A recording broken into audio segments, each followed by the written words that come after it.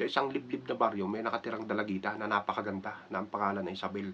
Itong si Isabel, meron siyang kaidaran na tatlong magbabarkada na si Burnok, Maning at Jopet. Itong si Burnok ay inborn. Pinanganak siyang walang daliri ang isang kamay niya. Yung isa naman, kompleto. Ngayon, itong si Maning at Jopet naman, kompleto mga daliri at kamay. Araw-araw sila nang buboso kay Isabel. Umaakyat sila ng puno ng bayabas.